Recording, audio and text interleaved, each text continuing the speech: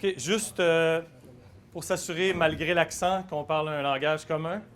En passant, mon accent, c'est probablement ce que vos arrière-grands-parents parlaient dans la région de la Bretagne ici, parce que les colons qui ont colonisé la Nouvelle-France, le Canada, venaient de la Bretagne, de la Vendée et de la Normandie. Il y a un village à côté de mon village, Saint-Edwidge, qui s'appelle Saint-Malo, parce qu'il a probablement été colonisé par des Bretons. OK. Donc, quelques abréviations, acronymes ou termes techniques. Quand je vais parler d'intervalle vélage-vélage, c'est la même chose pour vous. C'est l'intervalle moyen dans le troupeau entre la date du dernier vélage et la date du vélage précédent de chacune des vaches du troupeau. Quand je parle de jours en lait, les jours en lait, c'est les jours depuis vélage. Donc, dans mon troupeau aujourd'hui, parmi les vaches qui sont en lactation, la différence entre le jour d'aujourd'hui et le jour où elle a vélé, en moyenne. Donc, le nombre de jours en lactation des vaches non taries. Quand je parle de jours ouverts, c'est le nombre de jours entre le vélage et la conception. Ouvert, open, non gestante. L'utérus est ouvert, il n'y a pas de veau dedans. Donc, en moyenne, le jour ouvert moyen d'un troupeau, c'est le nombre de jours entre le vélage et le moment de la conception. Puis, un jour ouvert de trop, ou le coût d'un jour ouvert, c'est le coût associé à chacune des journées qui s'écoulent de trop, dépasser le moment où on voudrait que la vache devienne gestante. Quand je vais parler de PAV, ou de période d'attente volontaire, c'est le nombre de jours prescrits par décision dans un troupeau après le vélage où il ne se fait pas d'insémination. C'est la décision de régie que vous prenez sur le jour auquel c'est acceptable de commencer à inséminer une vache ou de commencer à observer ses chaleurs pour l'inséminer. Pourcentage de taux de conception, c'est simplement le nombre de gestations sur le nombre d'inséminations. J'ai inséminé 50 vaches, il y en a 40 qui ont collé ou conçu. J'ai un taux de conception de 50 %. Chez nous, on dit saillie pour insémination, qu'elle soit naturelle ou artificielle. Saillie fécondante, c'est une insémination ou une saillie ayant conçu. Le taux de saillie, le pourcentage de l'intensité de saillie ou le taux de saillie, c'est le nombre de vaches qui ont été inséminées sur la population de vaches qui étaient éligibles à recevoir une insémination par une période de temps. Finalement, en passant, la présentation peut être disponible en PDF là, pour ceux qui veulent la voir par la suite. Là. Un PSR, c'est un protocole systématique de reproduction. Techniquement, c'est un protocole par lequel la reproduction est prise en charge de façon systématique, généralement avec des injections d'hormones, mais pas exclusivement avec des injections d'hormones. Et finalement, le taux de gestation, c'est le nombre de vaches ayant conçu parmi les vaches éligibles à concevoir sur une période de temps. Généralement calculé sur 21 jours, parce qu'un cycle de vache est de 21 jours. Mais je vais y revenir sur ces statistiques-là. Puis finalement, dans le langage général, une tore pour nous, c'est ce que vous appelez une génisse, une femelle bovine nullipare qui est en âge de reproduction. Ce que j'appelle une vache réformée, parce que ça va revenir dans les statistiques, c'est une vache qui est identifiée à ne pas inséminer aujourd'hui, mais qui est toujours présente dans le troupeau. Par exemple, la vache qui a eu 6 inséminations et que vous avez décidé de cesser d'inséminer, c'est une vache réformée. Okay? Alors, c'est pertinent de savoir si elle est incluse ou pas dans une statistique. MP, quand vous allez voir MP, c'est médecine préventive. C'est notre terme chez nous pour suivi de troupeau ou herd health en anglais. J'aime moi aussi mieux l'appellation suivi de troupeau que suivi repro, mais il faut valoriser la portion repro qui est le cœur de notre intervention. Puis moi, un veto, pour moi, ça n'existe pas. C'est un VET, OK? Quand je vais vous parler de VET là, sur mes présentations, c'est un veto. Donc, les statistiques dont je vous parlais sont dans le rapport annuel de la banque de données de DSA-HR qui n'a pas été mis à jour, je pense, depuis 2013 sur le site Internet. Mais ceux qui utilisent DSA, le rapport annuel dans DSA est exactement sous cette forme-là. Vous pouvez donc comparer un intervalle d'un de vos clients comme l'intervalle entre le vélage et l'insémination fécondante moyen. Dans votre troupeau, si c'est 110, bien, vous pouvez le comparer à la moyenne de la banque de données. Si le taux de succès à la première insémination dans votre troupeau est de 29, vous pouvez le comparer à la banque de données de DSA. Les chiffres entre parenthèses sont toujours le nombre de vaches qui ont été utilisées pour générer la statistique. Pourquoi on insiste sur la reproduction? Puis, des fois, il faut se re-questionner sur des choses qu'on fait par automatisme depuis des années. Dans mon cas, je fais du suivi de reproduction intensif depuis 20 ans. Puis, j'ai gradué avec l'idée d'en faire, mais c'est bon de recalibrer notre discours sur les raisons pour lesquelles on le fait, sur la justification pour laquelle on met autant d'efforts. Puis la moindre des choses, c'est qu'on soit capable de se justifier de façon crédible face à nos clients pour offrir un suivi complet. Donc, le but principal recherché par toute démarche de suivi de reproduction, en théorie, c'est de rechercher un intervalle vêlage théoriquement idéal à 365 jours, 1 an. C'est quelque chose qu'on a dans la tête. Une vache doit revéler 1 fois par année pour que le suivi de la reproduction, c'est la base de l'argumentaire. Mais pourquoi? Okay? Puis d'ailleurs, c'est une idée qui est souvent contestée par les producteurs. Dans ma carrière de vétérinaire, quand j'intervenais au début pour convaincre des clients de l'importance de faire un suivi repro, le fondement même de la raison pour laquelle je voulais insister sur le travail était remis en cause dès le départ. Okay? Les vétérinaires ou les autres conseillers en reproduction, à travers l'histoire, ont essayé de répondre de différentes façons à cette question-là. La première et la plus populaire étant la valeur monétaire du jour ouvert excédentaire, où j'ai vu dans un tableau tantôt du jour d'intervalle vêlage excédentaire de trop. On a appris à justifier la reproduction en disant qu'un jour ouvert de trop, ça valait X dollars ou X euros. Est-ce que vous avez tout en tête la valeur chez vos clients d'un jour ouvert en euros excédentaire que vous allez lui faire sauver? Bien, j'en ai entendu des chiffres qui vont d'un bout à l'autre du spectre, et de toute façon, c'est totalement abstrait. Essayez de vendre que chaque jour ouvert, donc si je te sauve X jours ouverts, tu vas avoir tant d'euros de plus dans ton compte en banque, c'est totalement abstrait. Je n'ai pas eu beaucoup de succès avec cet argumentaire-là, donc je l'ai changé pour d'autres argumentaires. Il y a Dr. Ferguson et Galligan, des vétérinaires américains, qui ont développé un modèle pratique pour expliquer la pertinence de sauver du temps en reproduction, puis c'est le modèle que je vais vous montrer. Alors, vous avez sur l'axe des Y ici les dollars ou les euros de revenus qu'un animal vous rapporte ou vous coûte. Et sur l'axe des X, la vie de l'animal. Okay? La naissance de l'animal ici, jusqu'au moment où l'animal, je viens de vendre tous mes punchs, où l'animal va quitter la ferme. Alors, peu importe les montants ici, ça a plus ou moins d'importance. Prenons pour acquis que la génisse, le bébé veau qui vient au monde, qui naît, à partir du moment de sa naissance, va vous coûter de l'argent. D'accord? Vous coûtez de l'argent et de plus en plus rapidement. La vélocité de la courbe va devenir de plus en plus abrupte jusqu'au moment de son premier vêlage. Évidemment, plus son premier vêlage arrive tard, vous me voyez venir parce que je vous ai tout montré, bien, au moment où elle vêle à son premier vêlage, comme vous le savez, la courbe de lactation d'une première lactation monte doucement, fait une espèce de plateau et descend lentement après. Physiologiquement, les premières lactations de vaches sont comme ça. Donc, elle va partir à monter doucement, elle va descendre doucement, puis elle va venir mourir vers le tarissement, moment auquel, à son premier tarissement, elle se remet à vous faire perdre de l'argent. Parce que vous la nourrissez, vous entretenez des bâtiments pour elle, et elle ne vous rapporte pas un sou pendant les 60 jours de son tarissement. Ensuite, hop, elle veille une deuxième fois. Cette fois-ci, vous voyez, elle monte de façon plus abrupte. Parce que dès la deuxième lactation, la montée en lait vers le pic est plus abrupte, mais malheureusement, la descente est plus abrupte aussi. Donc, vers la fin, si vous la laissez mourir, son revenu va diminuer. Le profit que vous allez avoir fait sur cet animal-là, c'est la surface sous la courbe. Évidemment, si après son premier vêlage, plus rapidement vous amenez un pic, la période pendant laquelle son revenu diminue va être moins longue, la période de tarissement va être pareille, mais le pic abrupt va arriver plus rapidement, puis il y en aura un deuxième dans sa vie, peut-être même un troisième. Donc, vous allez, en espaçant vos vêlages de façon plus courte, tout simplement, dans le prorata de sa vie où elle a rapporté des dollars versus la partie de sa vie où elle en a coûté, vous allez arriver à un profit plus élevé de cet animal-là, tout simplement.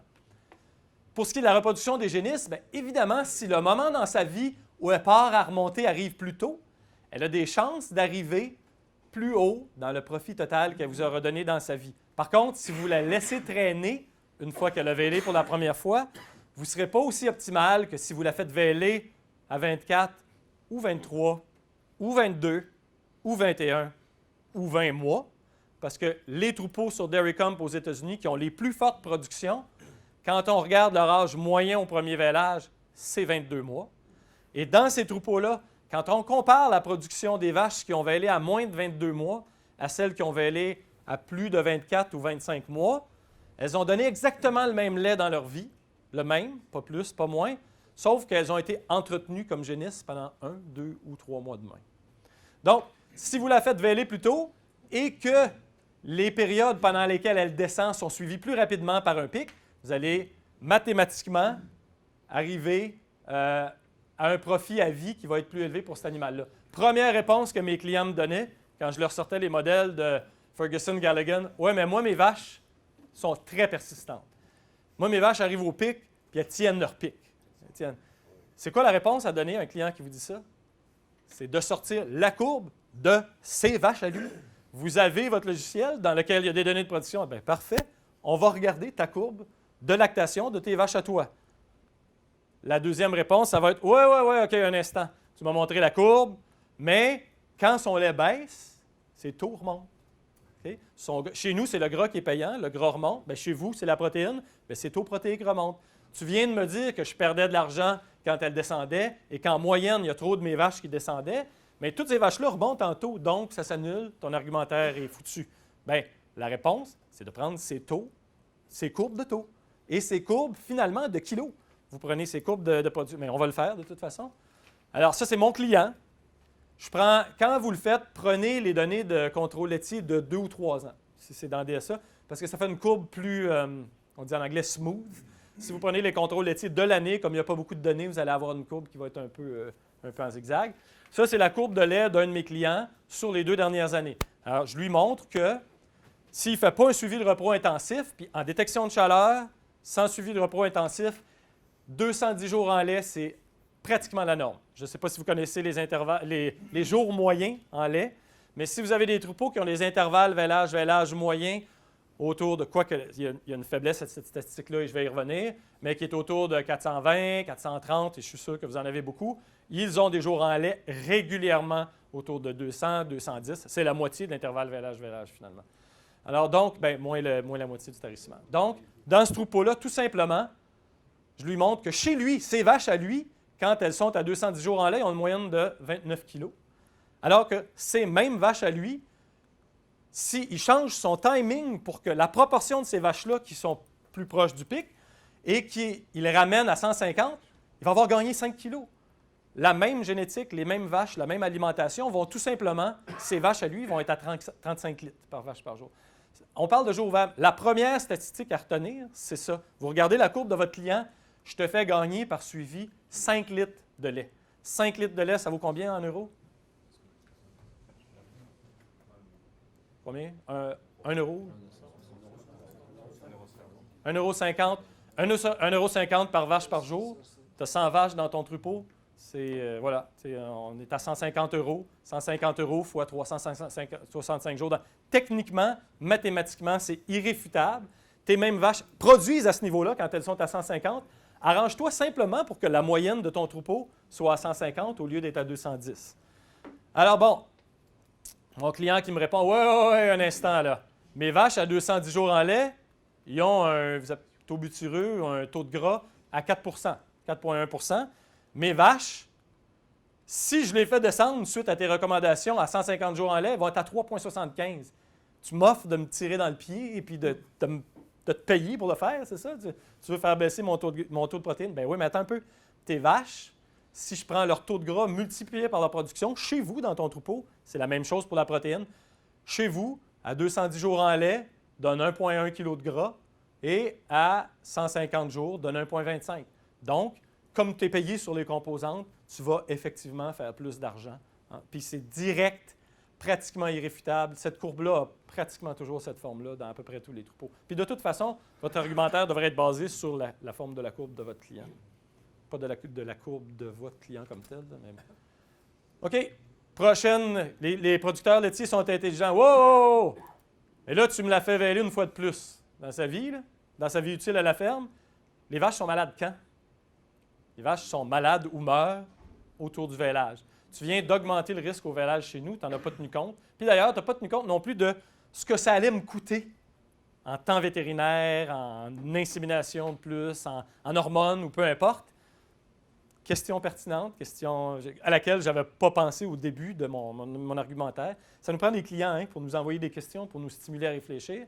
La meilleure façon de répondre à ça, puis ça s'est probablement fait chez vous, c'est une preuve économique directe qui vient d'une base de données qui ressemble à vos clients, où il y a des données zootechniques, des données de reproduction et des données financières.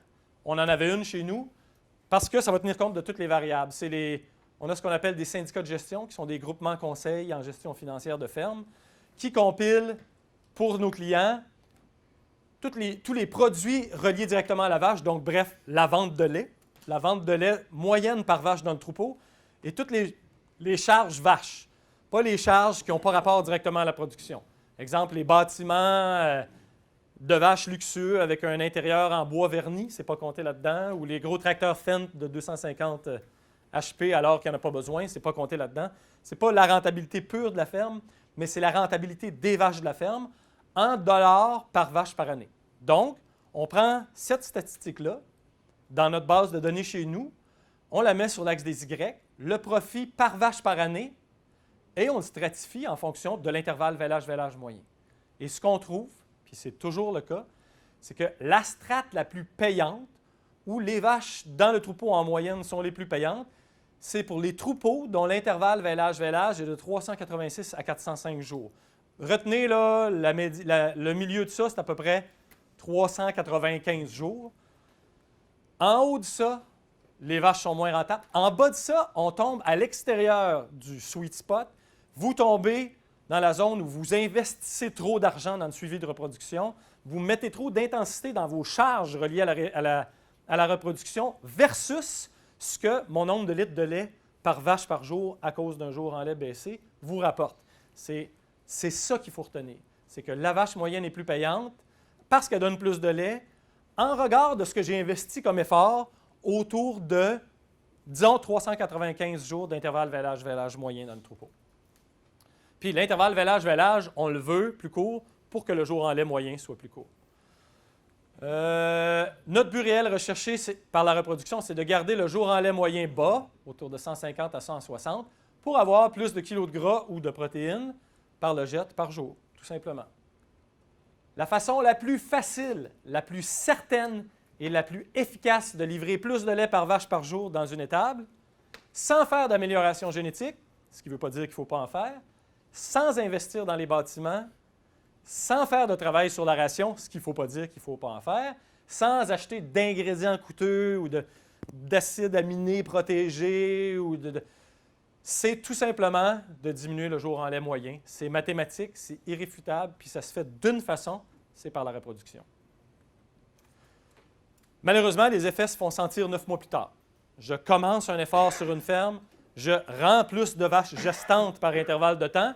Mon jour en lait va baisser quand? Dans 9 mois, quand ces vaches-là vont vêler. Parce que si elles conçoivent maintenant, bien, son jour en lait continue à monter jusqu'au moment où elle...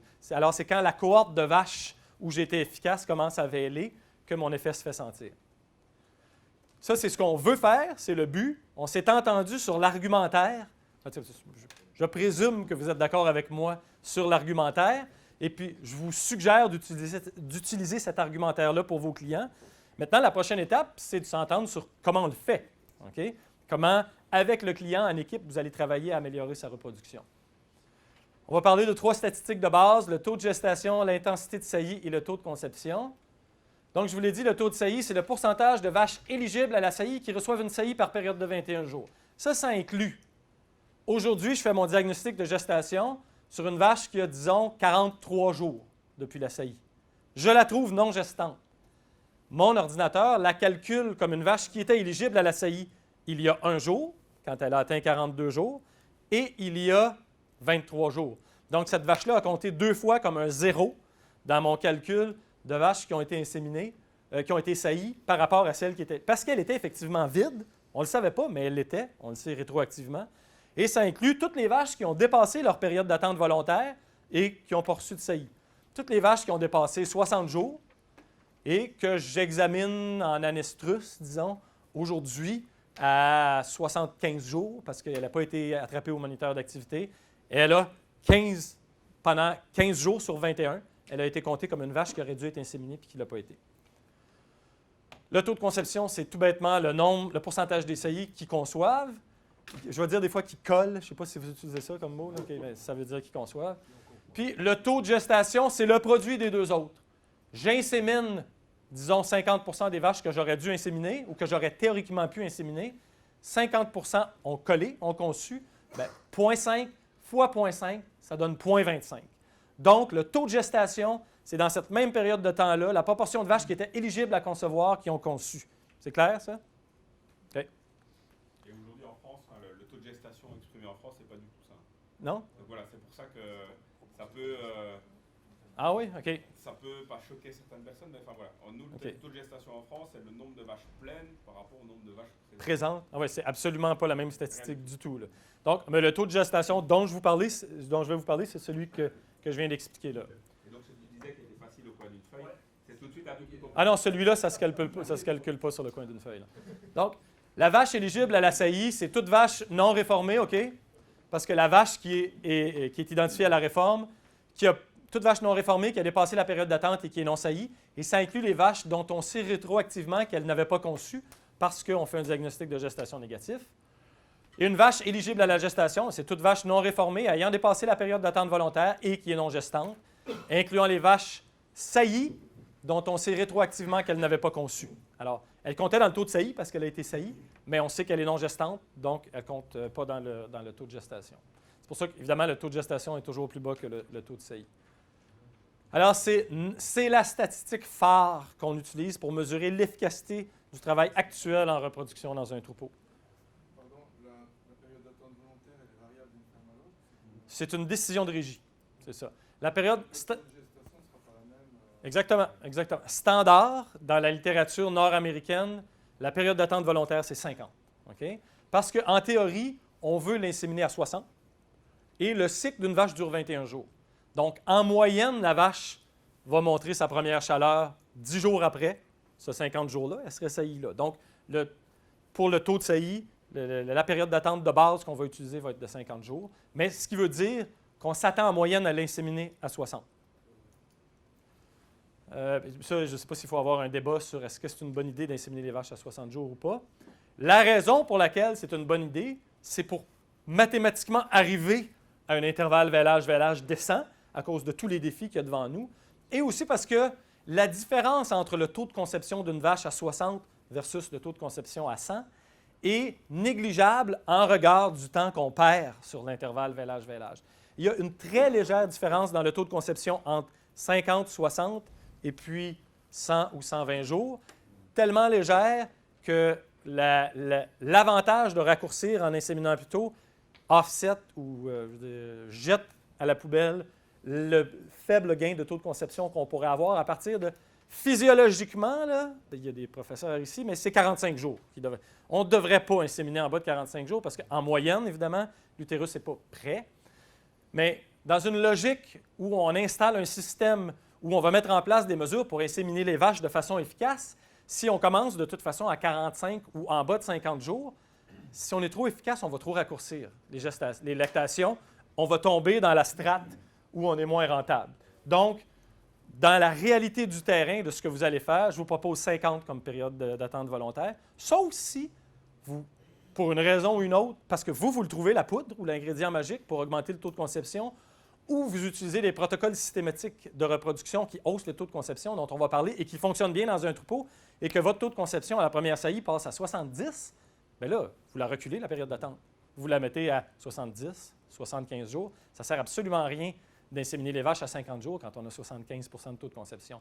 Mais c'est quelque chose qui arrive plus dans les contes de fées, généralement, que dans les vrais. Mais ça va arriver occasionnellement dans certains troupeaux qu'on repousse la période d'attente volontaire pour cette raison-là. OK. En gros, schématiquement, qu'est-ce qu'on peut faire pour améliorer le taux de gestation? Il y a deux composantes, je vous l'ai dit, il y a le taux de saillie et le taux de conception.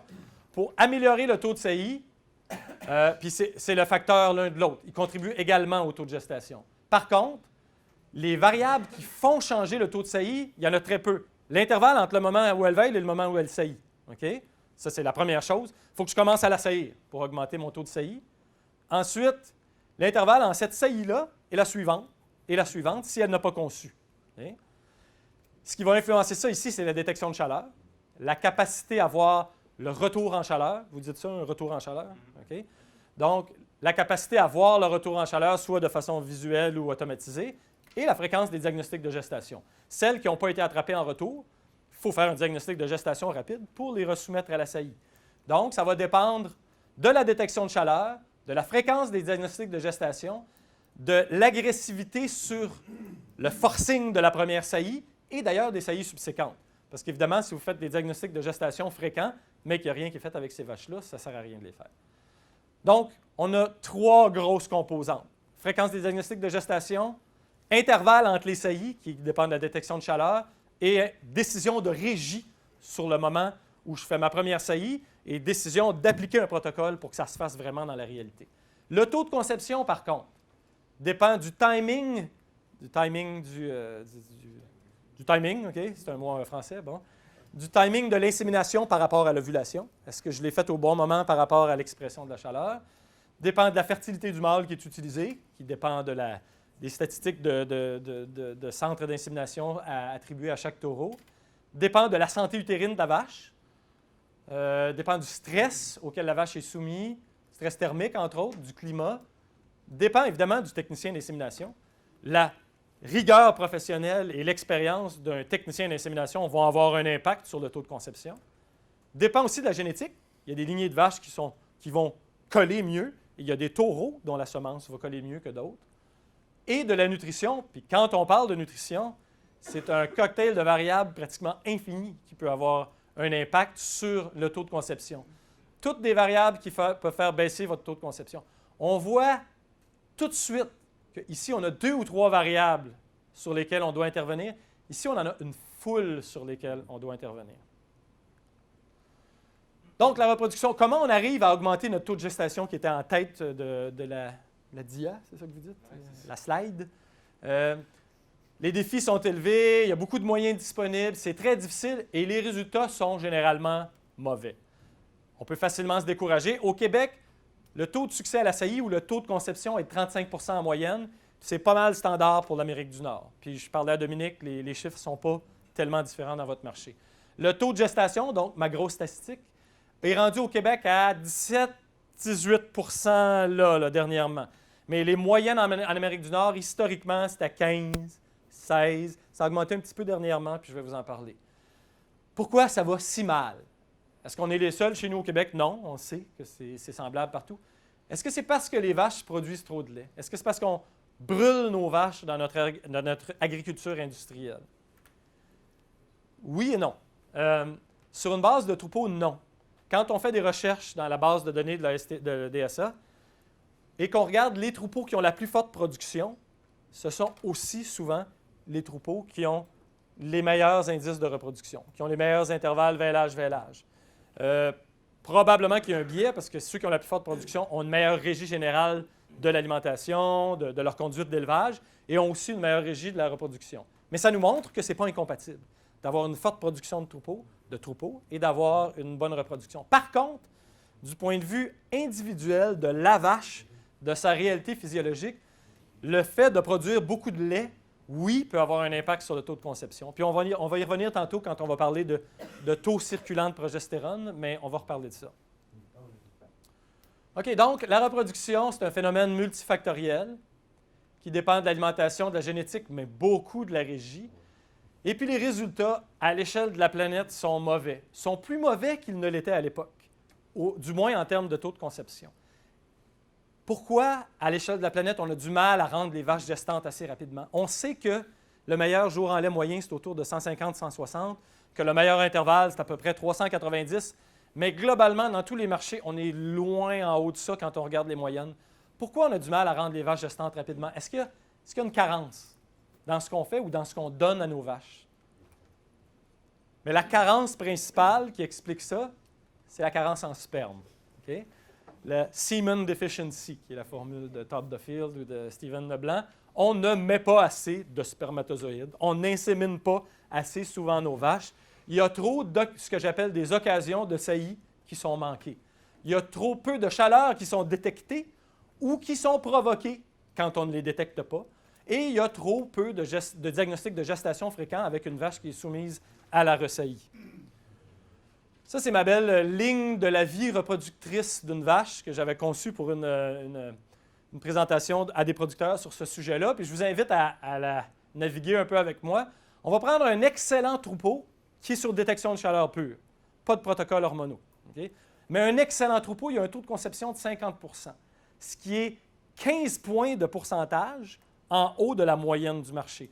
Donc 15 sur 35, c'est pratiquement 48 %, qui est 48 % relativement mieux que la moyenne.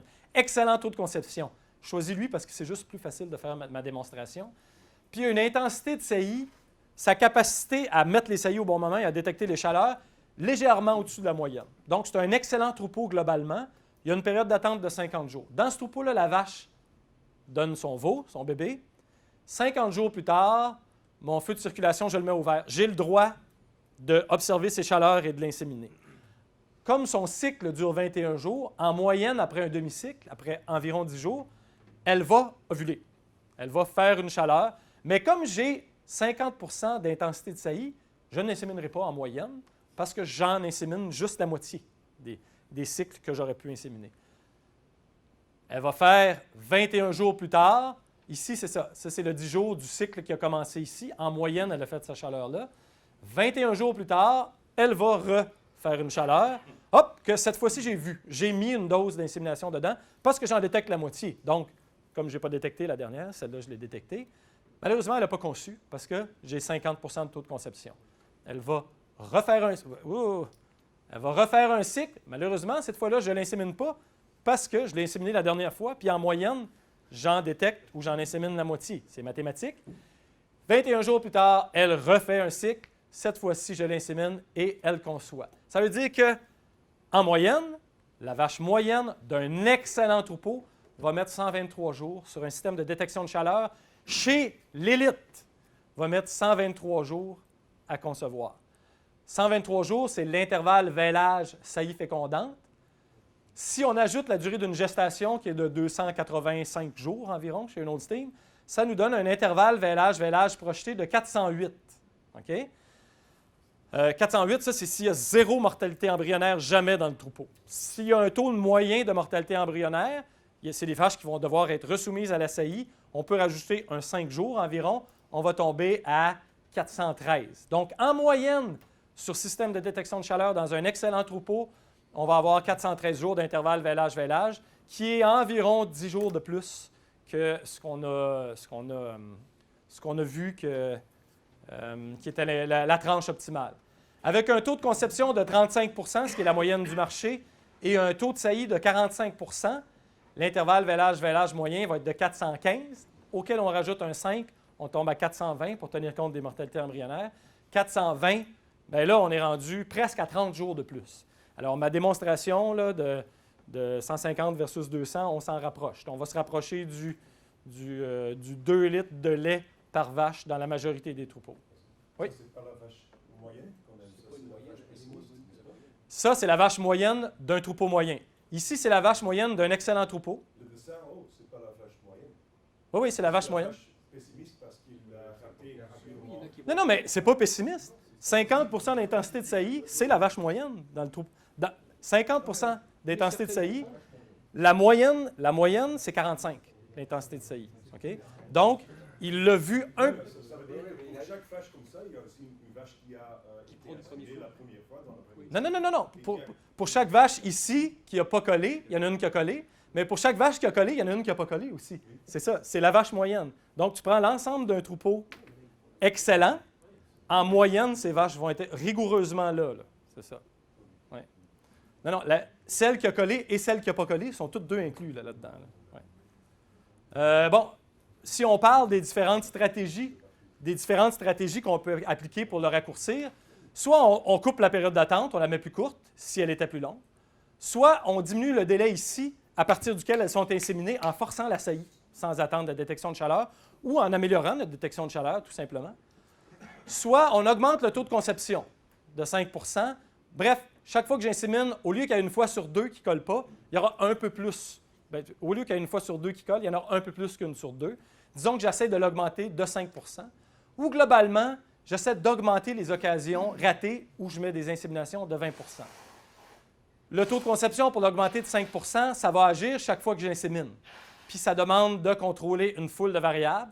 L'augmentation du taux de saillie, ça demande de contrôler un certain nombre de variables, mais ça a un impact à beaucoup plus d'endroits dans la ligne de vie. Donc, le degré de difficulté ne sera pas nul, comparé à juste décider de baisser la période d'attente volontaire, c'est facile, c'est une décision de régie. Décider de diminuer le délai avant la première saillie, c'est une décision, mais il faut l'appliquer. Ça implique de soit faire des protocoles ou de vraiment regarder les chaleurs. Ça a un impact de 5 à 10 jours quand on regarde les différents modèles qui sont faits sur cette ligne-là. Augmenter le taux de conception de 5 c'est un degré de difficulté énorme. Je ne dis pas qu'il ne faut pas essayer de le faire. Il faut le faire. Par contre, il faut arrêter de mesurer notre efficacité en reproduction sur ce critère-là. Ça va nous faire gagner quand même un 5 à 10 jours, mais c'est très difficile de l'atteindre.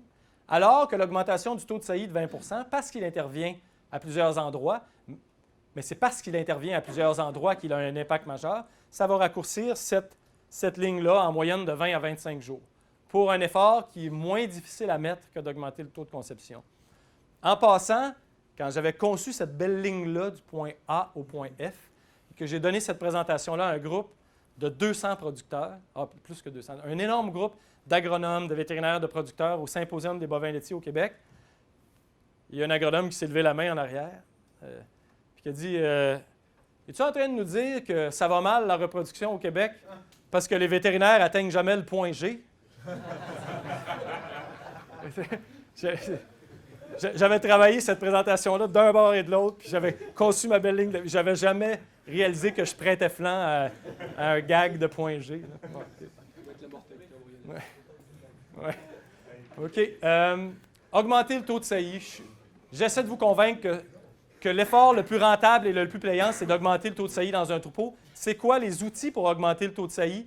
Diminuer le jour en lait à la première saillie, diminuer la période d'attente volontaire, diminuer l'intervalle entre la période d'attente volontaire et la première saillie, augmenter la détection de chaleur et l'observation. Pour ça, systématiser la première saillie, soit en faisant des protocoles automatiques ou en faisant des protocoles quand elle n'a pas été détectée en chaleur. Donc, permettre la détection de chaleur, mais installer un protocole si la chaleur n'a pas été détectée.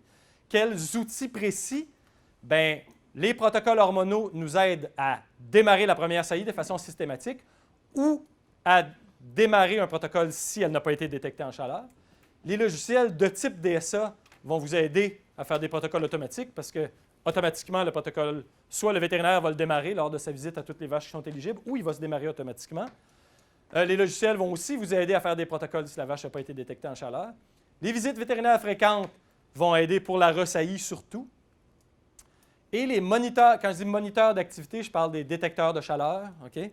Les moniteurs d'activité ou les systèmes comme Herd Navigator ou Herd Navigator, eux vont vous aider pour la première saillie et pour la vache à resoumettre à la saillie si elle était non gestante. Vous avez des Herd Navigator, des HN dans votre clientèle? Ouais. Il y en a moins de 100 en France. Il y en a moins de 100 en France. En passant, je trouve, par réflexion, que c'est le meilleur système de gestion de la reproduction qui existe. Ça fait la job de trouver la cyclicité de façon non invasive. Ça permet de trouver les chaleurs et de les resynchroniser. Évidemment, ça ne réinsémine pas la vache. Le handicap principal, bien, il y en a deux. Il y en a un, c'est le coût. Okay? Parce qu'il coûte cher à l'achat et il coûte cher d'entretien. L'autre handicap, c'est que c'est un outil c'est une banque d'informations. Alors, l'outil ne sera bon que si la personne qui gère l'information est compétente. D'où votre rôle de conseiller. Moi, j'ai fait une simulation avec nos prix d'hormones à nous, avec nos honoraires vétérinaires à nous, avec des visites aux 2 semaines de vétérinaire dans une ferme à un robot avec un Herd Navigator. Si j'inclus le tarif de la visite du vétérinaire, le tarif du déplacement du vétérinaire et le tarif des hormones, dans un scénario où je fais un double of sync, qui est le protocole hormonal le plus coûteux, dont je vais vous parler tantôt, systématique à la première saillie, avec un moniteur d'activité pour détecter les retours, un moniteur de Laval, avec des visites vétérinaires aux 2 semaines, diagnostic de gestation par le vétérinaire et soumission à la resaillie. Ce système-là versus le Herd Navigator pour la prise en charge de la reproduction. Avec un Herd Navigator dans un troupeau à un robot, le système Herd Navigator est plus coûteux d'à peu près 8 000 par année dans notre marché. 8 000 ça correspond à peu près à 5 500 €. Avec votre coût d'hormones à vous, ce ne sera pas le même montant, mais ça va probablement être, parce que les hormones ne sont qu'une fraction des dépenses, le reste étant des honoraires vétérinaires, qui ne sont pas les mêmes que chez nous, ça va probablement être... Ah oui, puis dans mon système, à 4 robots, de Herd Navigator, quand il ne s'occupe que de la reproduction et qu'il est géré correctement par le client, à 4 robots, ça devient kiff-kiff avec le vétérinaire. Mais évidemment, il n'apporte pas le service conseil pour la vache en transition, la santé du pis, la planification de production de quotas. Mais c'est du point de vue technique du suivi de la reproduction, c'est une merveille, Herd Navigator. C'est tout simplement dans son application et dans son coût que c'est, d'après moi, un outil qui ne nous arrive pas à la cheville, pour tout de suite. Quand il sera beaucoup moins cher, ce sera une autre question. Il y a des éleveurs canadiens avec une seule stalle de robots qui ont un Herd Navigator. Bien, on en a un dans notre pratique. Ouais. En France, ils disent qu'il leur faut au moins 2 ou 3. C'est typiquement des gens... C'est le gars qui s'achète pour ses 50 vaches un tracteur Fendt à 250 forces. C'est les personnes pour lesquelles avoir un gadget, c'est jouissif. C'est ça. C'est exactement ça. Je vais en avoir un, moi, pour un seul robot aussi. Puis est-ce que c'est un client comme ça? Ou? C'est un client comme ça qui aime les gadgets? Oui, c'est ça. OK. Quelle est la pertinence? Ensuite de ça, c'est le travail sur quoi on doit axer notre travail. On parlera tantôt de la façon pour le faire. Sur quoi on doit axer notre travail, comment on doit mesurer notre efficacité, comment on doit monitorer notre travail en reproduction. Bien, je vais vous parler de différentes statistiques et de leur pertinence. L'intervalle vélage-vélage moyen, c'est ça que je veux vous faire, raccourcir votre intervalle vélage-vélage moyen. Donc, ça mesure directement l'effet recherché. C'est extrêmement pertinent, mais c'est en retard d'environ 9 mois. Et c'est biaisé par les vaches à la réforme qui sont complètement censurées du calcul. Pour avoir un intervalle vélage-vélage, il faut que mes saillies aient donné un vélage. Si j'ai eu 5 saillies et que je n'ai jamais révélé, je ne compte tout simplement pas dans l'intervalle vélage-vélage. Donc, les pires vaches du troupeau ne contribuent pas à cet indice-là. On le regarde, mais avec une importante réserve. Il est absent dans DSA pour cette raison philosophique-là. Okay? Moi, je l'aurais mis quand même dans DSA, mais ça a été choisi de ne pas le mettre dedans. Le jour en lait moyen, ça mesure directement l'effet recherché. Ce n'est pas biaisé par la réforme. On ne peut pas dire que c'est un indicateur de reproduction important parce que ça mesure l'effet, mais c'est en retard de 9 mois à 1 an. Donc, c'est bon de regarder l'évolution du jour en lait de votre troupeau pour voir l'historique de son travail en reproduction, mais pas pour quantifier l'efficacité de la reproduction aujourd'hui, ni l'effet de votre travail que vous commencez. Ça va paraître dans 9 mois. Donc, il y a les graphiques pour monitorer le jour en lait moyen, évidemment, dans DSA. Et l'intervalle vélage-vélage qui n'est pas là, il faut le calculer. Vous prenez l'intervalle vélage saillie fécondante dans ce troupeau-là qui est de 116. Vous rajoutez 280 ou 285 selon la race de vache que vous suivez. Et vous tombez, ce troupeau-là, un intervalle vélage-vélage projeté de 396 jours. En passant, ça, c'est s'il n'y a pas de mortalité embryonnaire. Il y a des mortalités. Puis plus vous faites des diagnostics de gestation fréquents, plus vos taux de mortalité embryonnaire vont être élevés, évidemment, parce qu'il y a des mortalités embryonnaires que vous ne documentiez pas précédemment. Les taux de mortalité embryonnaire sont d'à peu près 6 à 20 % dans nos troupeaux. Parlons d'une moyenne autour de 15. Ça nous choque, ça choque nos clients. Mais vous savez, chez le mammifère humain, quel est le taux de perte de gestation dans le premier tiers? Ça varie entre 25 et 30 %. Okay? Donc, quand on se regarde, on se désole, mais quand on se compare, on se console.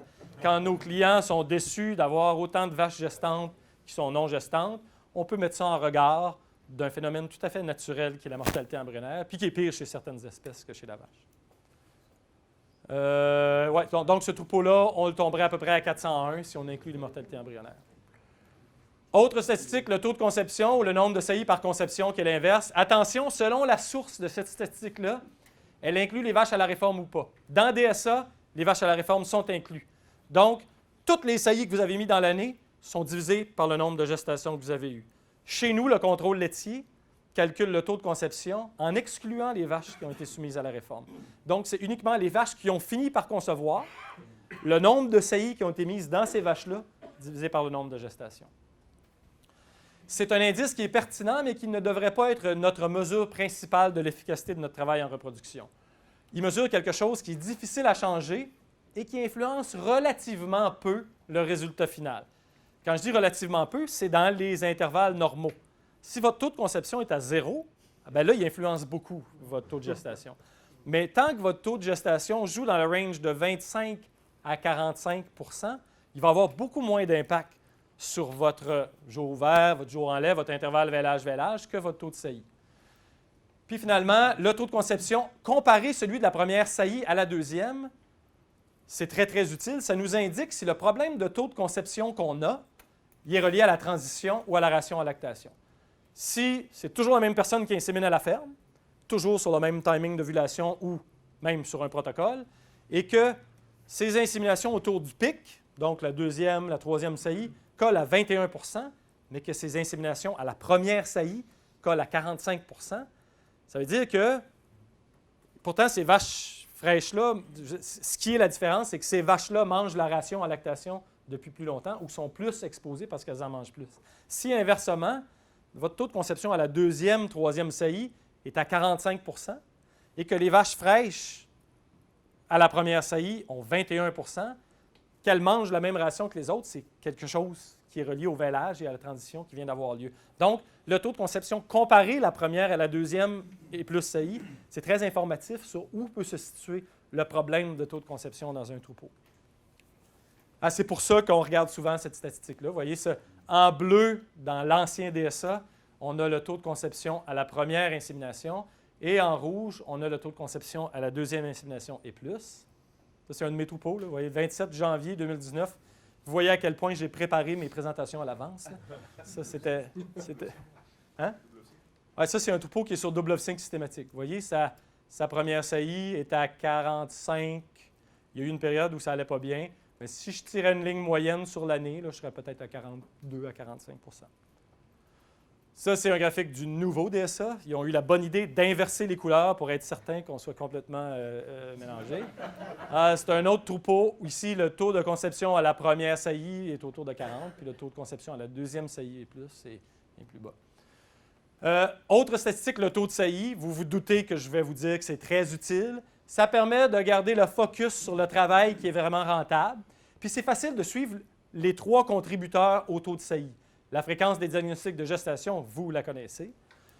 L'intervalle vélage première saillie, sur graphique et sur statistique, ça vous indique le respect de la période d'attente volontaire et le sérieux de la systématisation qui est mise en place. Parce que c'est une chose de prendre une décision, mais ensuite, il faut l'appliquer. Et finalement, l'intervalle entre les saillies va vous indiquer la compétence dans le troupeau à détecter les vaches non gestantes par les diagnostics de gestation et par les retours en chaleur vus.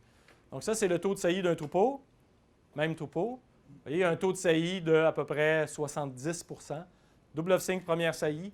Pas de moniteur d'activité, mais des protocoles à la détection de chaleur visuelle chez eux pour les retours. L'intervalle vélage, première saillie. Vous voyez, sur l'axe des Y, ici, vous avez le jour en lait de la vache quand elle a sa première saillie, puis ici, l'évolution dans le calendrier.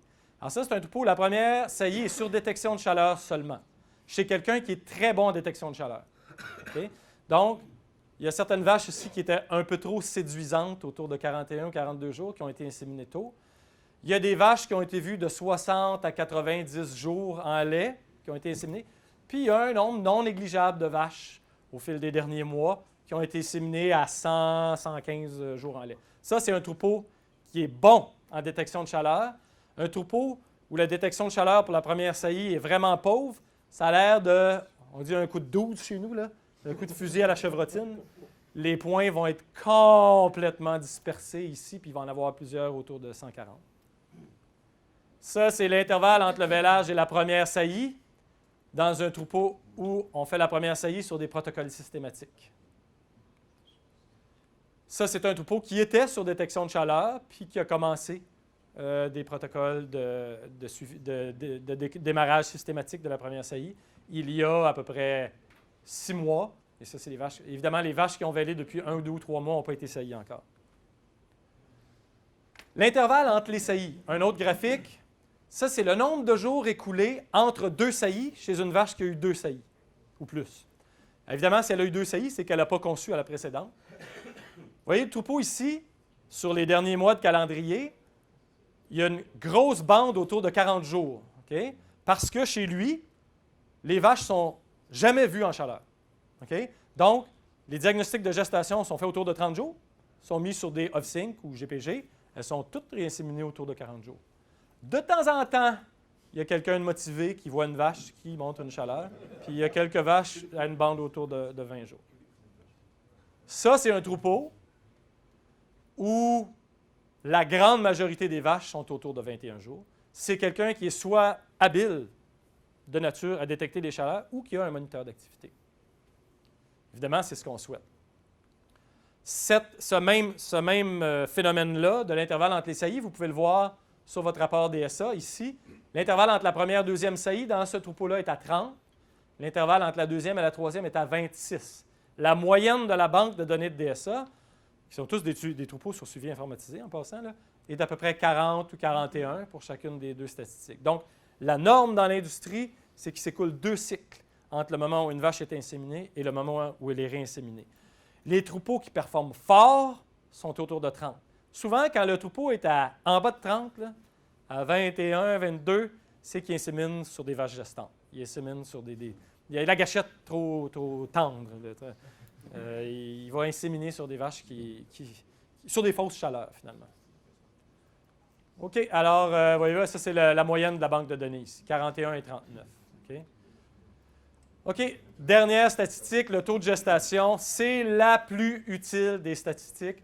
Elle vous donne le résultat actuel des efforts en reproduction. Vous l'avez sur le rapport sommaire de DSA. Économiquement, on vise un minimum de 18 %. La moyenne des banques de données est autour de 16-17.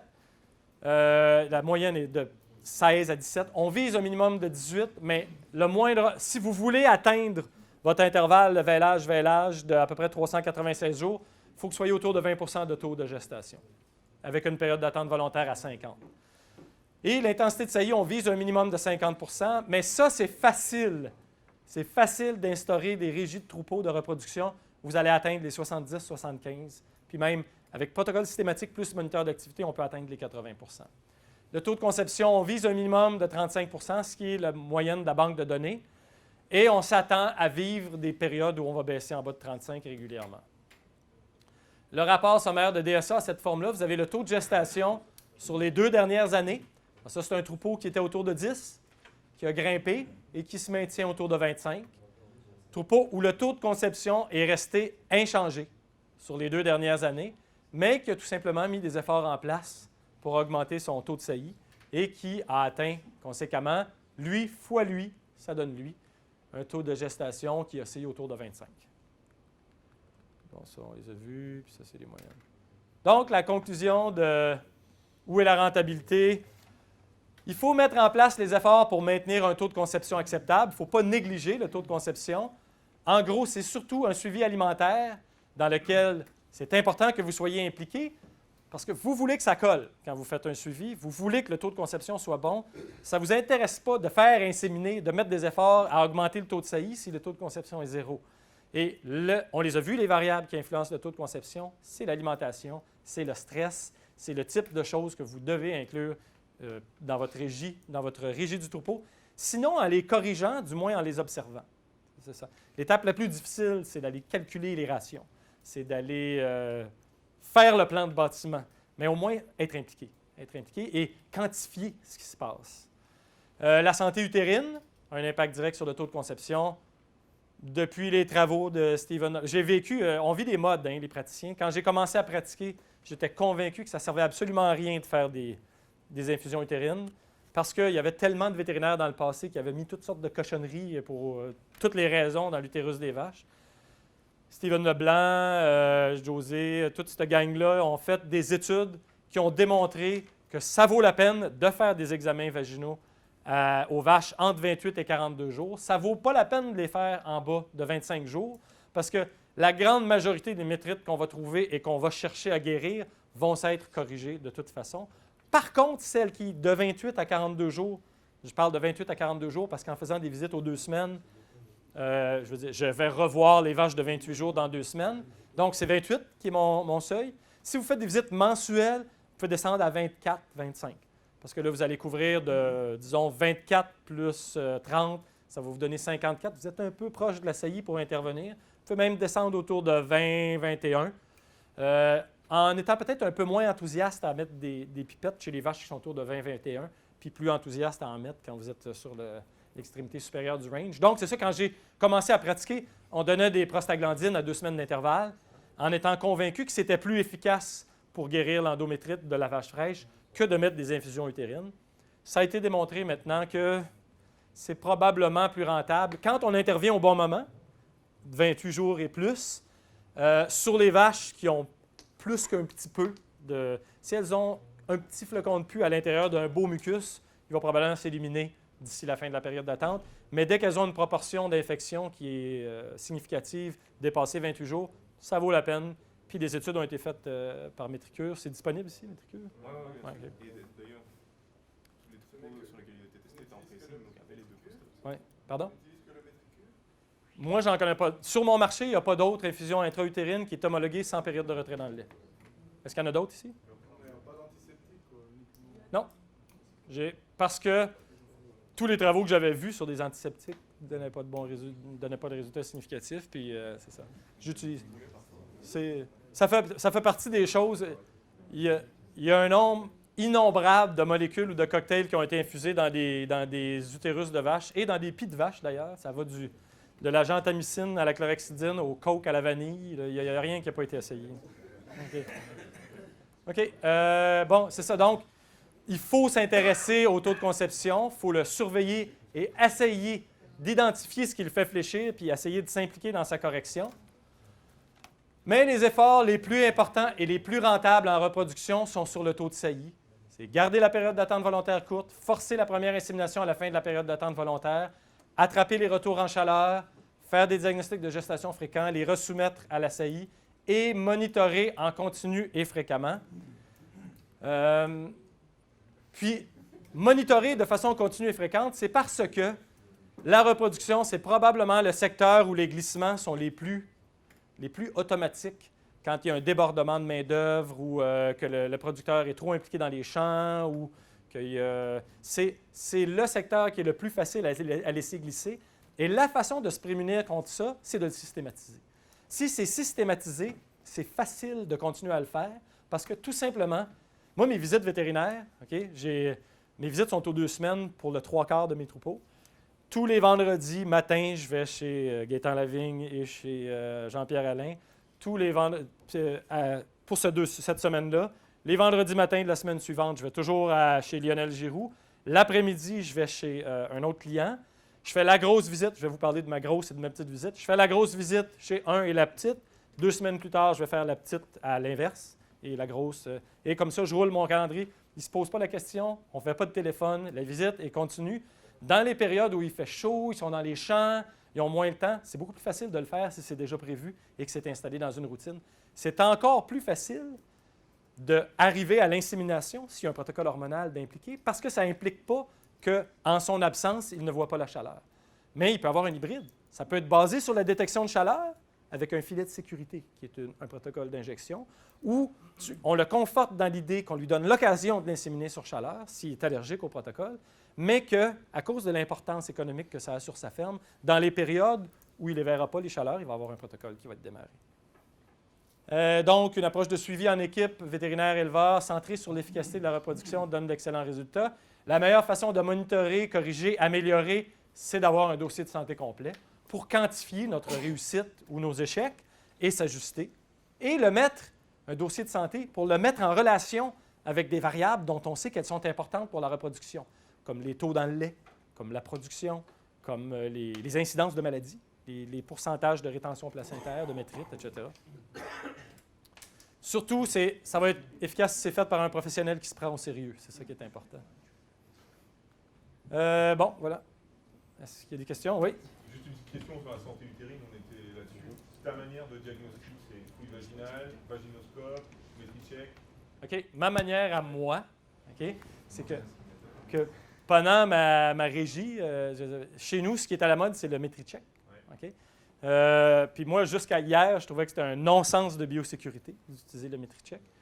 Parce que mes clients appellent ça une louche à plot.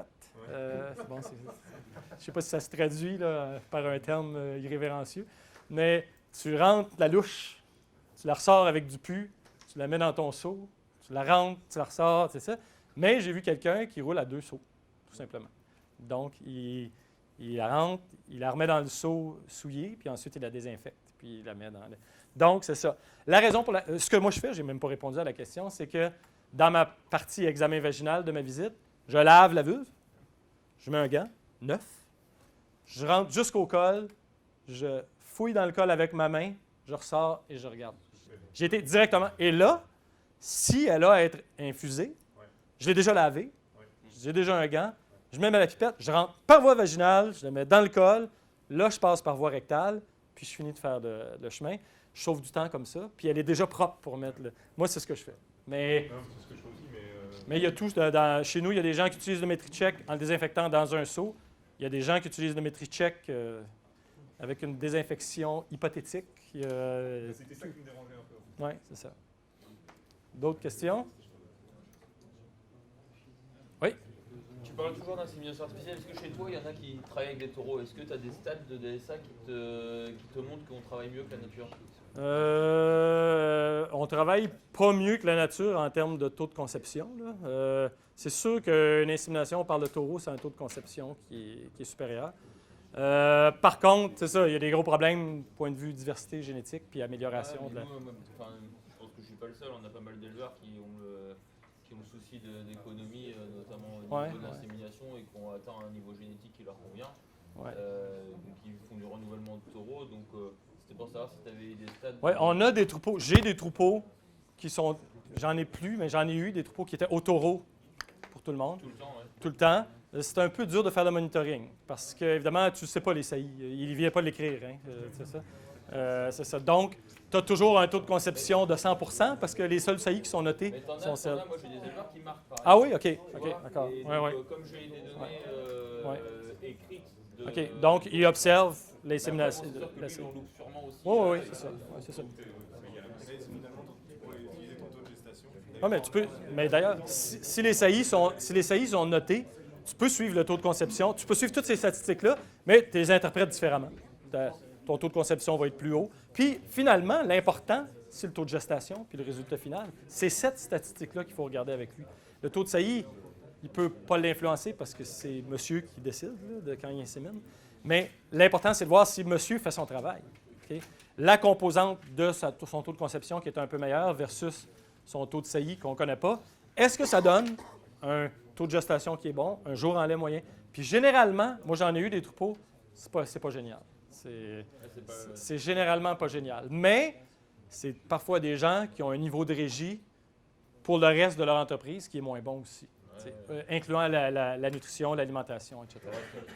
Ouais. D'autres questions? Oui? Est-ce que tu as montré l'intérêt de bien travailler? Tu t'engages sur des chiffres? Tu nous as montré les contre-arguments aux questions, mais tu t'engages sur des chiffres quand tu vas négocier un suivi? Je vais te donner tel résultat si je travaille chez vous. Non, je ne m'engage pas sur des chiffres. Je convainc du bien fondé de l'approche, puis j'accompagne la personne, puis au fur et à mesure, on évalue que les résultats sont satisfaisants. Toi, tu fais du benchmarking. Je fais du benchmarking, oui. Je regarde à la fin de chaque visite, comme tu disais, le taux de gestation, le taux de succès comparé à la première, à la deuxième saillie, les intervalles. Tous les graphiques que je vous ai montrés, c'est des graphiques que je regarde à tous les jours avec mes clients. Oui. Les échecs, est-ce que tu as des échecs? Tu les gères comment?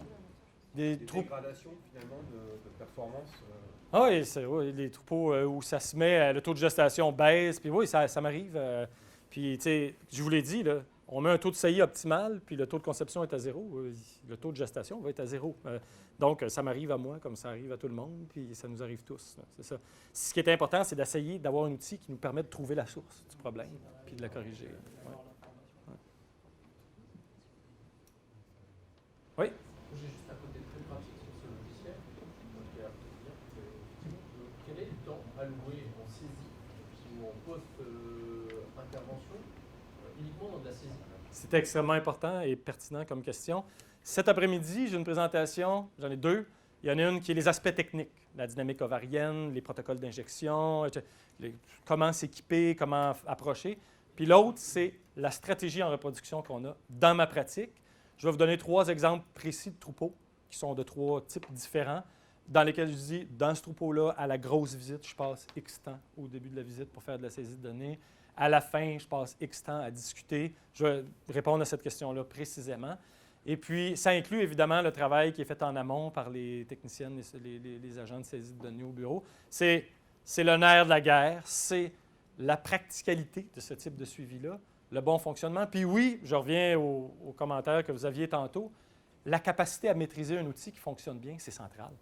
C'est central là-dedans. Puis je disais souvent à mes étudiants, quand ils venaient chez nous, puis qui avaient appris par une approche très, très thério, je n'ai rien contre la thério, là, mais une approche thério du suivi de troupeau, où ils apprenaient à faire, chez nous à l'époque c'était sans échographe, du diagnostic fin d'organites ovariens et de prédire le cycle de la vache, que ça ne m'impressionnait pas, là, leur acuité, là, qu'il y a deux aptitudes manuelles pour moi qui étaient importantes dans le suivi de troupeau.